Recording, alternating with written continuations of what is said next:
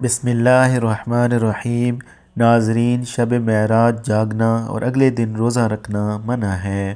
آج کا یہ بیان ضرور سن لیں۔ رسول اکرم صلی اللہ علیہ وآلہ وسلم کو طائف کے دعوتی سفر سے واپسی پر جسم اور روح کے ساتھ بیداری کی حالت میں مسجد حرام سے مسجد اقصیٰ اور پھر وہاں سے ساتوں آسمان، سدرۃ المنتہا، جنت و جہنم اور جہاں تک اللہ نے چاہا ان مقامات کی سیر کرائی گئی۔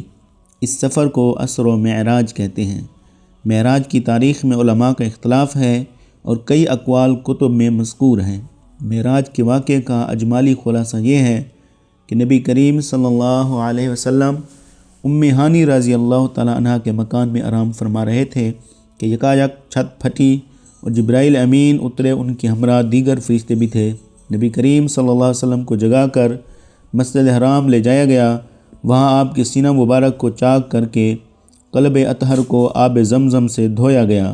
بعد ازاں آپ کی سواری کے لیے ایک بہشتی جانور لایا گیا اور مسجد اقصیٰ کی جانب روانہ ہوئے۔ اس راستے میں آپ کو عجائبات دکھائے گئے۔ مختلف اقوام اور مختلف لوگ اپنے گناہوں کی وجہ سے مختلف سزاؤں میں مبتلا تھے۔ جہنم میں مسجد اقصیٰ پہنچ کر رسول اکرم صلی اللہ علیہ وسلم نے انبیاء کی امامت فرمائی۔ اس کے بعد ملائکہ کے ہجوم میں آسمانوں کی جانب روانہ ہوئے اور آسمانوں میں آپ صلی اللہ علیہ وآلہ وسلم نے مختلف انبیاء کرام، حضرت آدم علیہ السلام، حضرت یحییٰ علیہ السلام، حضرت عیسیٰ علیہ السلام، حضرت یوسف علیہ السلام، حضرت ادریس علیہ السلام، حضرت ہارون علیہ السلام، حضرت موسیٰ علیہ السلام، حضرت ابراہیم علیہ السلام سے ملاقات فرمائی۔ بعد ازاں آپ صلی اللہ علیہ وسلم کو سدرۃ المنتہا کی طرف بلند کیا گیا۔ اس مقام پر آپ صلی اللہ علیہ وسلم نے جبرائیل امین کو اصلی صورت میں دیکھا، نیز اللہ جل شانہ کی تجلیات و انوارات کا مشاہدہ کیا۔ یہاں سے بارگاہ اقدس میں پہنچے، بارگاہ الہی میں سجدہ ریز ہوئے اور بلا واسطہ کلام خداوندی سے سرفراز ہوئے۔ اس موقع پر نماز فرض کی گئی۔ یہاں سے واپسی پر آپ صلی اللہ علیہ وسلم دوبارہ بیت المقدس میں اترے۔ وہاں سے براق پر سوار ہو کر صبح سے قبل مکہ مکرمہ پہنچے۔ یہ سفر معراج کا اجمالی خاکہ تھا۔ ناظرین، معراج کا واقعہ اللہ تعالیٰ کی قدرت کی بہترین نشانیوں میں سے ایک نشانی ہے، جن میں اللہ تعالیٰ نے اپنے پیارے محبوب کو اپنی ملاقات کے لیے بلایا، جو چشم زدن میں بظاہر رونما ہوا، لیکن حقیقت میں اس ملاقات میں کتنا وقت لگا یہ اللہ تعالیٰ اور اس کے رسول صلی اللہ علیہ وسلم بہتر جانتے ہیں۔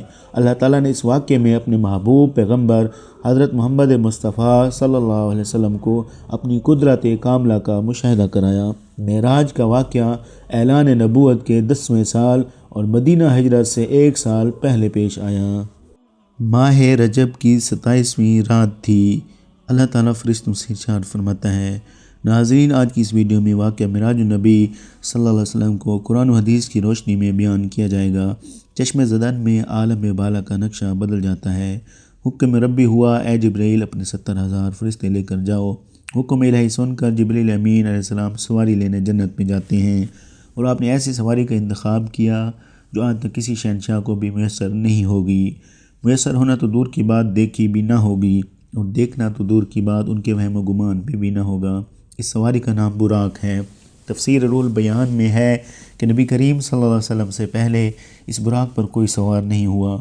ماہ رجب کے 27ویں شب کس قدر پرسوز ہے، مطلب بالکل صاف ہے۔ فضاؤں میں عجیب سی کیفیت طاری ہے۔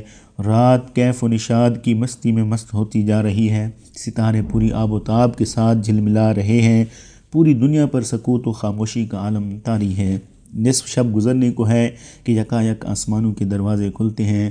انوار و تجلیات کے جلوے سمیٹے حضرت جبرائیل علیہ السلام نورانی مخلوق کے جھرمٹ میں جنتی براق لیے آسمان کی بلندیوں سے اتر کر حضرت ام ہانی رضی اللہ تعالیٰ عنہ کے گھر تشریف لاتے ہیں، جہاں پہ حضرت محمد مصطفیٰ صلی اللہ علیہ وسلم محو خواب میں ہیں، آنکھیں بند کیے دل بیدار لیے آرام فرما رہے ہیں۔ حضرت جبرائیل امین علیہ السلام ہاتھ باندھے کھڑے ہیں اور سوچ رہے ہیں کہ اگر آواز دے کر جگایا تو بے ادبی ہو جائے گی۔ فکر مند ہے کہ معراج کے دلہے کو کیسے بیدار کیا جائے۔ اس وقت حکم ربی ہوتا ہے، اے میرے جبرائیل میرے محبوب کے قدموں کو چوم لے تاکہ تیرے لبوں کی ٹھنڈک سے میرے محبوب کی آنکھ کھل جائے، اسی دن کے واسطے میں نے تجھے کافور سے پیدا کیا تھا۔ حکم سنتے ہی جبرائیل امین علیہ السلام آگے بڑھے اور اپنے کافوری ہونٹ محبوب دو عالم حضرت محمد صلی اللہ علیہ وسلم کے پاؤں سے مس کر دیے۔ وہ منظر بھی کس قدر حسین ہوگا جب جبرائیل امین علیہ السلام نے فخر کائنات حضرت محمد صلی اللہ علیہ وسلم کے قدموں کو بوسہ دیا ہوگا۔ حضرت جبرائیل امین علیہ السلام کے ہونٹوں کی ٹھنڈک پا کر حضور صلی اللہ علیہ وسلم بیدار ہوتے ہیں اور دریافت کرتے ہیں، اے جبرائیل کیسے آنا ہوا؟ عرض کرتے ہیں، یا رسول اللہ صلی اللہ علیہ وسلم خدائے بزرگوں برتر کی طرف سے بلاوے کا پیغام لے کر حاضر ہوا ہوں۔ یا رسول اللہ صلی اللہ علیہ وآلہ وسلم، اللہ تعالیٰ آپ کی ملاقات کا شوق رکھتا ہے۔ حضور نبی کریم صلی اللہ علیہ وسلم آپ تشریف لے چلیے، زمین سے لے کر آسمانوں تک سارے گزرگاہوں پر مشتاق دید کا ہجوم ہاتھ باندھے کھڑا ہے۔ معراج نبوت میں یہ بات درج ہے، چنانچہ آپ نے سفر کی تیاری شروع کی۔ اس موقع پر حضرت جبرائیل امین علیہ السلام نے آپ کا سینہ مبارک چاک کیا اور دل کو کھول دیا۔ حضور نبی کریم صلی اللہ علیہ وسلم کا ارشاد گرامی ہے کہ میرے پاس ایک آنے والا آیا اور اس نے میرا سینہ چاک کیا۔ سینہ چاک کرنے کے بعد میرا دل نکالا، پھر میرے پاس سونے کا ایک تشت لایا گیا جو ایمان اور حکمت سے لبریز تھا۔ اس کے بعد میرے دل کو دھویا گیا، پھر وہ ایمان و حکمت سے لبریز ہو گیا۔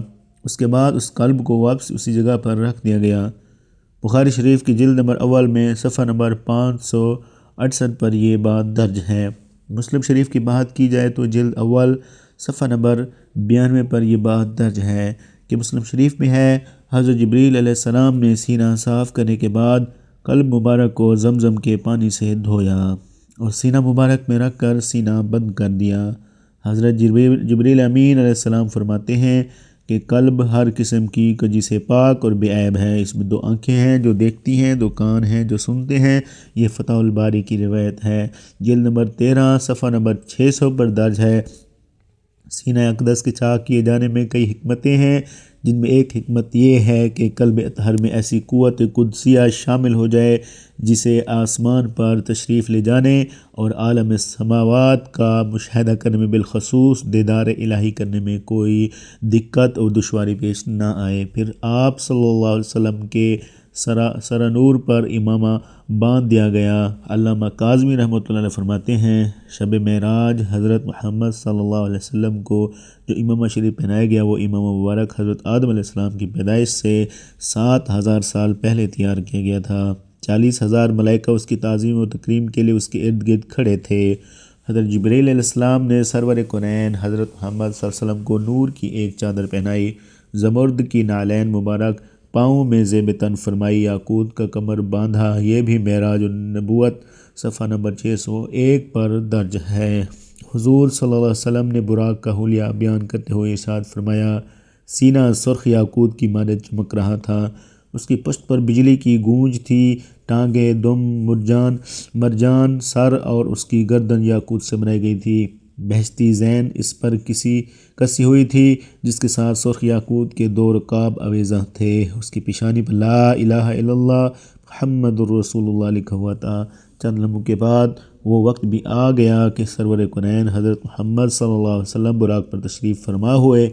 حضرت جبرائیل علیہ السلام نے رکاب تھام لی، حضرت میکائیل علیہ السلام نے لگام پکڑ لی، حضرت اسرافیل نے زین کو سنبھالا۔ حضرت امام کاظمی رحمۃ اللہ فرماتے ہیں، معراج کی رات 80,000 فرشتے حضور صلی اللہ علیہ وسلم کی دائیں طرف اور 80,000 بائیں طرف تھے۔ فضا فرشتوں کی درود و سلام کی صداؤں سے گونج اٹھی اور آقا نامدار حضرت محمد صلی اللہ علیہ وسلم درود و سلام کی گونج میں سفر معراج کا آغاز فرماتے ہیں۔ اس واقعے کو قرآن مجید میں اللہ تعالیٰ نے اس طرح بیان فرمایا کہ وہ ذات نقص اور کمزوری سے پاک ہے جو رات کے تھوڑے سے حصے میں اپنے محبوب اور مکرم بندے کو مسجد حرام سے مسجد اقصیٰ تک لے گئی، جس کے گرد و نواب کو ہم نے بابرکت بنا دیا ہے تاکہ ہم اس بندے کامل کو اپنی نشانیاں دکھائیں۔ سورہ بنی اسرائیل کی اس آیت کا ترجمہ بھی بیان کیا گیا ہے۔ آپ صلی اللہ علیہ وسلم نہایت شان و شوکت سے ملائکہ کے جلوس میں مسجد حرام سے مسجد اقصیٰ کی طرف روانہ ہوتے ہیں۔ یہ گھڑی کس قدر دل نواز تھی کہ جب مکان سے لا مکان تک نور ہی نور پھیلا ہوا تھا، سواری بھی نور تو سوار بھی نور، باراتی بھی نور تو دلہا بھی نور، میزبان بھی نور تو مہمان بھی نور، نوریوں کی یہ نوری بارات فلک بوس پہاڑوں، بیابان، ریگستانوں، گھنے جنگلوں، چچل میدان اور سرسبز و شاداب وادیوں پر، پرخطر ویرانوں پر سفر کرتی ہوئی وادی بسا میں جا پہنچتی ہے جہاں بے شمار درخت ہیں۔ حضرت جبریل علیہ السلام کرتے ہیں کہ حضور یہاں اتر کر 2 رکعت نماز نفل ادا کیجئے۔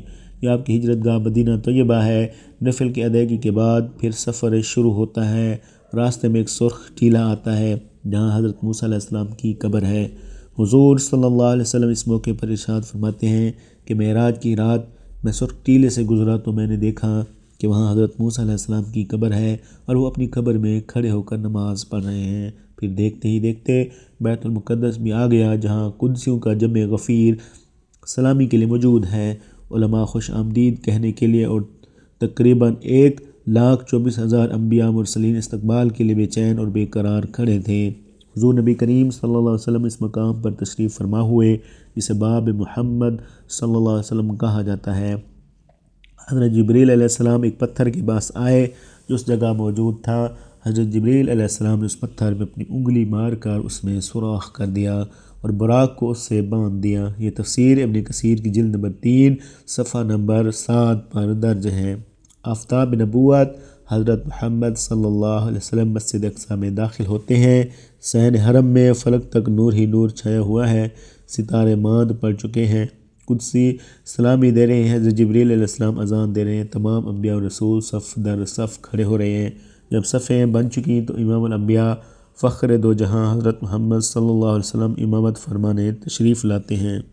تمام انبیاء اور رسول امام الانبیاء کی اقتداء میں 2 رکعت نماز ادا کر کے اپنی نیاز مندی کا اعلان کرتے ہیں۔ ملائکہ اور انبیاء علیہ السلام سب کے سب سر تسلیم خم کیے ہوئے کھڑے ہیں۔ بیت المقدس نے آج تک ایسا دل نواز منظر اور روح پرور سامان نہیں دیکھا۔ وہاں سے عظمت اور رفعت کے پرچم پھر بلند ہونے شروع ہوتے ہیں۔ درود و سلام سے فضا ایک مرتبہ پھر گونج اٹھتی ہے۔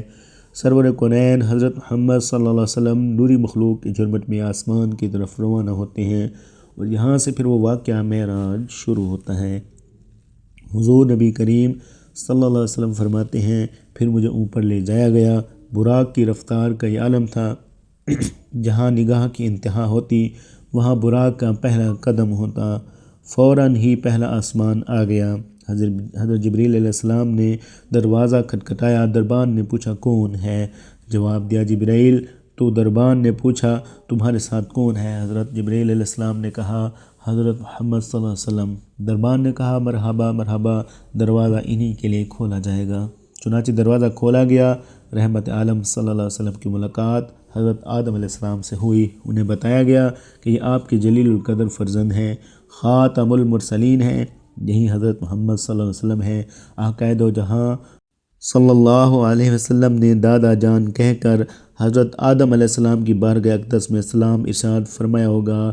حضرت آدم علیہ السلام نے سلام کا جواب بھی عرض کیا ہوگا اور اپنے عظیم فرزند کو دعاؤں سے بھی نوازا ہوگا۔ اس کے بعد مہمان عرش حضور پر نور صلی اللہ علیہ وسلم کو دوسرے آسمان کی طرف اٹھایا گیا۔ پہلے آسمان کی طرح دربان نے دوسرے آسمان کا دروازہ کھولا۔ یہاں حضور صلی اللہ علیہ وسلم کی سیدنا عیسیٰ علیہ السلام اور یحییٰ علیہ السلام سے ملاقات ہوئی۔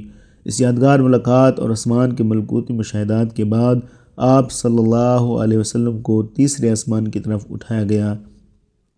تیسرے آسمان پر حضور صلی اللہ علیہ وسلم کی ملاقات سیدنا یوسف علیہ السلام سے کرائی گئی۔ تیسرے آسمان کے مشاہدات نورانی کے بعد حضور صلی اللہ علیہ وسلم کو چوتھے آسمان پر پہنچایا گیا۔ چوتھے آسمان پر تاجدار کائنات صلی اللہ علیہ وسلم کی ملاقات حضرت ادریس علیہ السلام سے کرائی گئی۔ اس طرح حضور صلی اللہ علیہ وسلم سفر معراج طے کرتے ہوئے 5ویں آسمان پر پہنچے تو وہاں حضرت ہارون علیہ السلام سے ملاقات ہوئی۔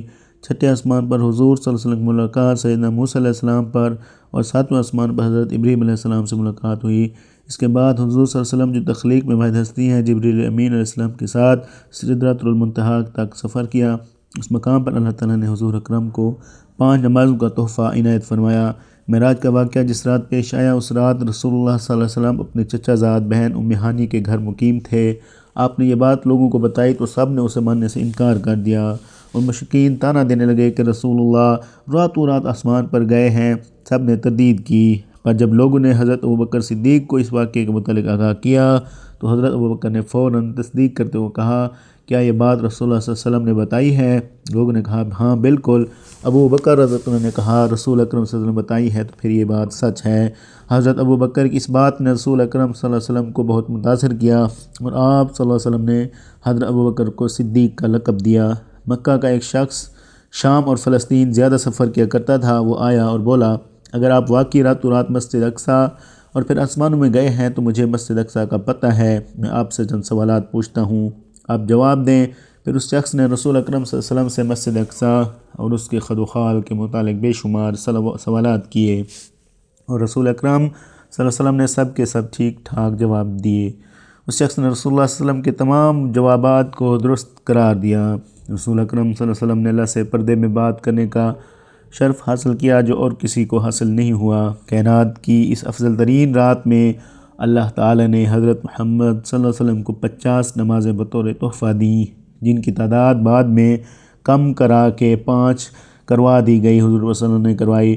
ناظرین، شب معراج کی رات جاگنا اور اگلے دن روزہ رکھنا منع ہے۔ ناظرین، رجب کا مہینہ حرمت والے مہینوں میں سے ہے۔ ان مہینوں میں عبادت کا ثواب زیادہ ہے، البتہ رجب کے مہینے میں تخصیص کے ساتھ خصوصاً کسی دن روزہ رکھنا یا کوئی مخصوص قسم کی تسبیحات صحیح حدیث سے ثابت نہیں ہیں، لہذا 27 رجب کو تخصیص کے ساتھ روزہ رکھنے اور اس رات شب بیدار رہ کر مخصوص عبادت کرنے، مثلاً صلاۃ رغائب یا دیگر مخصوص تسبیحات وغیرہ کا انتظام درست نہیں ہے، اور اس کی جو فضیلت عوام میں مشہور ہے کہ اس روزے کا ثواب 1000 روزے کے برابر ہے، یہ ثابت نہیں ہے۔ اس لیے اس دن کے روزے کو زیادہ ثواب کا باعث یا اس دن کے روزے کے متعلق سنت ہونے کا اعتقاد صحیح نہیں ہے۔ علماء کرام نے اپنی تصانیف میں اس کی بہت زیادہ تردید کی ہے۔ حافظ ابن حجر عسقلانی رحمۃ اللہ علیہ نے اس موضوع پر ایک کتاب لکھی ہے جس میں انہوں نے رجب سے متعلق پائی جانے والی تمام ضعیف اور موضوع روایات پر محدثانہ کلام کرتے ہوئے ان تمام چیزوں کو باطل کر دیا ہے۔ ماہرین شریعت 27 رجب کو روزہ رکھنے کے متعلق فرماتے ہیں کہ اس امر کا انتظام کرنا بدعت ہے۔ مفتیان کرام فرماتے ہیں کہ 27ویں رجب کے روزے کو جو عوام 1000 روزہ کہتے ہیں اور 1000 روزوں کے برابر اس کا ثواب سمجھتے ہیں، اس کی کچھ اصل نہیں ہے۔ مستند فتووں میں یہ بات درج ہے کہ ماہ رجب میں تاریخ مذکورہ میں روزہ رکھنے کی فضیلت پر بعض روایات وارد ہوئی ہیں، لیکن وہ روایات محدثین کے نزدیک درجہ صحت کو نہیں پہنچتی۔ یہاں یہ بات سمجھنا ضروری ہے کہ دین کی بنیاد جذبات پر نہیں بلکہ مستند شرعی دلائل پر ہے۔ محبت رسول اللہ صلی اللہ علیہ وسلم کا تقاضا یہ ہے کہ ہم اسی طریقے پر عمل کریں جو آپ صلی اللہ علیہ وسلم نے اور آپ کے صحابہ کرام نے ہمیں سکھایا۔ اگر 27 رجب کی رات جاگنے اور روزہ رکھنے میں کوئی خاص فضیلت ہوتی تو صحابہ کرام جو نیکیوں کے سب سے زیادہ حریص تھے وہ کبھی اسے نہ چھوڑتے۔ آج کل سوشل میڈیا کے دور میں من گھڑت روایات کو بہت تیزی سے پھیلایا جا رہا ہے، جس سے عام مسلمان یہ سمجھ بیٹھا ہے کہ شاید یہی اصل دین ہے۔ ہمیں چاہیے کہ ہم اپنی عبادتوں کو ریاکاری اور خود ساختہ رسومات سے پاک رکھیں اور صرف ان اعمال پر توجہ دیں جو قرآن و سنت سے ثابت ہیں۔